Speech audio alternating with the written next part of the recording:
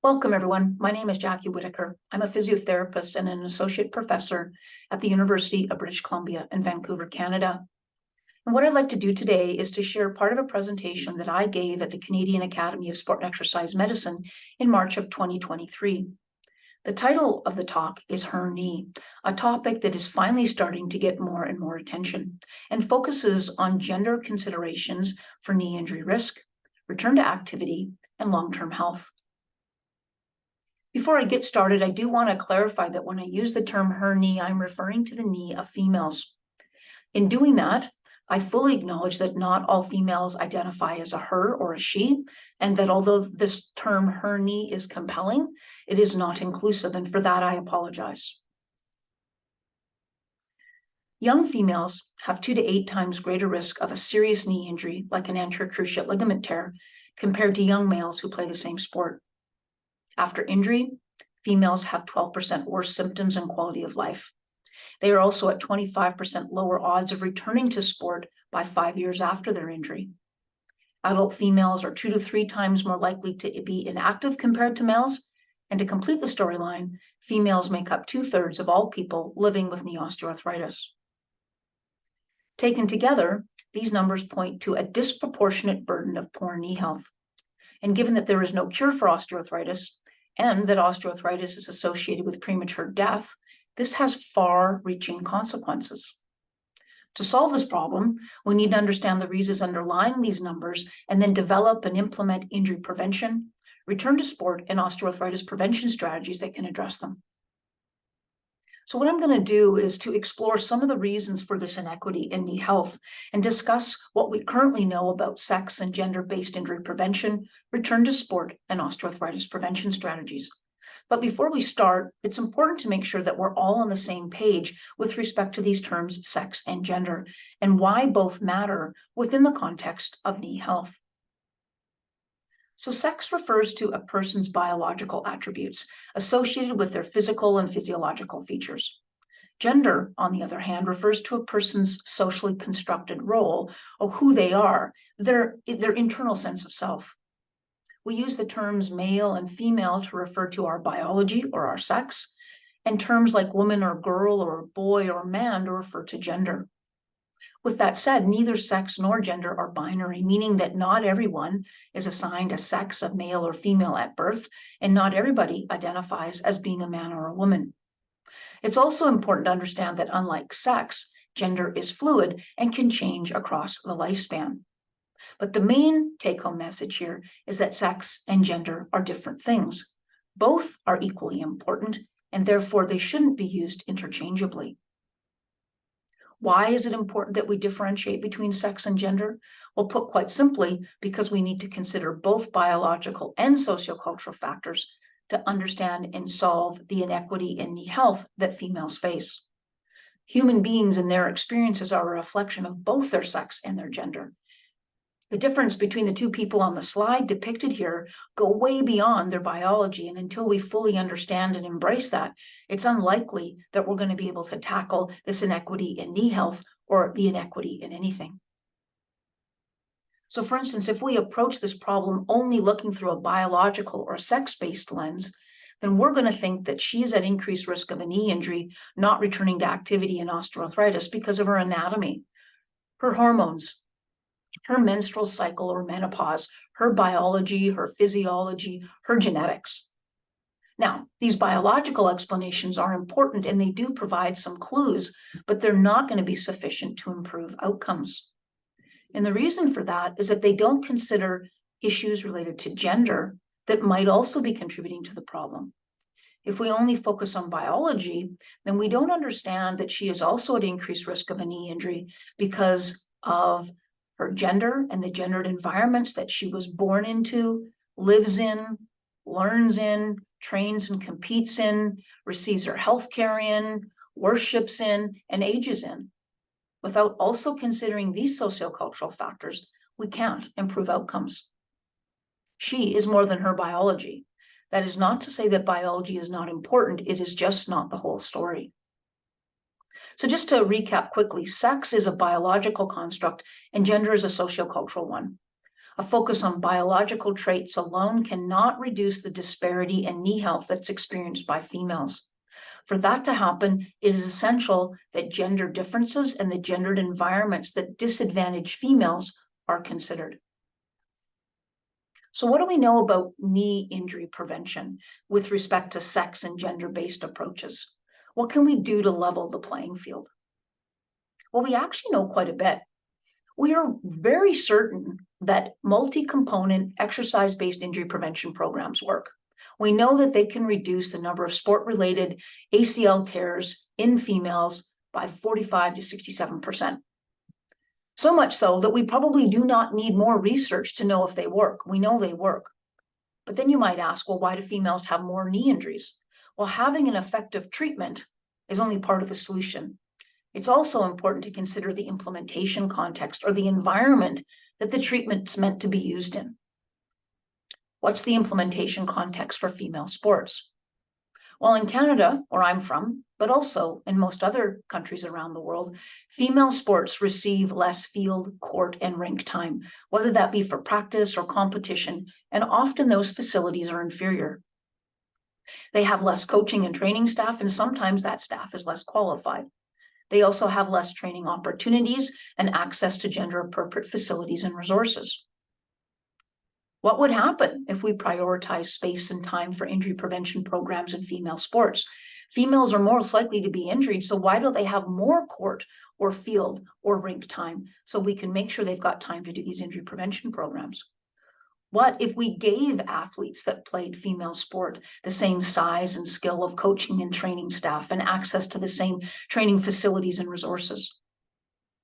Well, we don't actually know because to date, most of the research has been focused on these biological traits, and few studies have looked at how addressing these barriers related to gender might result in more females receiving injury prevention programs and how that might ultimately reduce the number of injuries. The good news is that these studies are starting, but they're hard work because they require researchers and athletes that play female sports and their support teams to face and deal with systemic inequities, which can be challenging. But hopefully in the near future, we'll have a few more answers. What about return to sport after a knee injury? What can we do to level the playing field there? Well, as I mentioned at the start, females have a 25% lower odds of returning to sport by 5 years after a knee injury compared to males. If we look further out, it's about 23% lower odds by about 10 years. If we break it down by age, though, females under the age of 19 who have a knee injury actually have 32% lower odds of returning to sport compared to males. And unfortunately, again, few studies have assessed why this is the case, so our understanding is limited. But we can take a few hints here from other fields and preliminary studies that might shed some light. And again, this mostly points to gender differences and the gendered environments that disadvantage female athletes. First of all, athletes that play female sports are more likely to report fear of re-injury and lower knee confidence after an injury. They also demonstrate lower self-efficacy for sport. These athletes are less likely to endorse competition and winning as a reason for playing sport, and exhibit less risk-taking behaviors, which may feed into inherent biases that coaching and training and medical staff have to preferentially support men. Female athletes also have less access to rehabilitation and strength and training staff, resources, and facilities. And these are key determinants for improving their knee confidence and returning them to sport. And to make matters worse, when they do actually have access, they often report discomfort to train in male-dominated spaces. Finally, females most likely experience a knee injury at an age when they have significant caring, work, or school responsibilities. And this has been estimated to be the reason why 50% of females don't return to sport after a knee injury. So how should we address these barriers? Well, a really great place to start would be to reallocate resources to ensure that they have equal access to gender-appropriate medical, rehabilitation, and strength training facilities and staff to address their fear of movement and their knee confidence. We could focus on providing females earlier access to and positive reinforcement for sport participation to bolster their self-efficacy. We could also increase our own awareness of our own implicit biases towards highly competitive risk takers and create gendered training and competitive schedules and provide supportive services. Ultimately, we need to prioritize this research to understand if these strategies would result in fewer females dropping out of sport after they've had a knee injury. Okay, last but not least, what about preventing post-traumatic knee osteoarthritis? What do we know that could level the playing field there? Well, despite the fact that we've known for decades that people who experience a knee injury like an ACL tear have a 6 times greater risk of developing osteoarthritis, prevention hasn't really received a lot of attention. And as a result, there's still a lot to do. The International HERKnee group has worked hard over the last 3 years to address some of these gaps through a rigorous consensus exercise. And part of that process was to summarize everything that's known on the topic of the long-term consequences of traumatic knee injuries, the best approaches to rehabilitating these injuries, risk factors to understand who develops post-traumatic osteoarthritis and who doesn't, as well as the most fit-for-purpose outcomes that we should be using to monitor progress. This involves sifting through over 27,000 papers and ultimately combining information from 230 studies into 7 reviews. Unfortunately, across all 230 of those studies, there was very little, if any, information that helped us to understand the disproportionate burden of poor knee health that females face. And as a result, one of the recommendations that we came to stated that it's an important priority for research in this field to assess the association between social determinants of health, like sex and gender, and osteoarthritis, so that we can understand these disparities better and ultimately identify ways to address them. However, keeping with the theme of the talk, it's not too hard to identify gender differences and factors related to gendered environments that might be contributing to this problem. First and foremost, females are more likely to have significant knee injuries and not return to sport.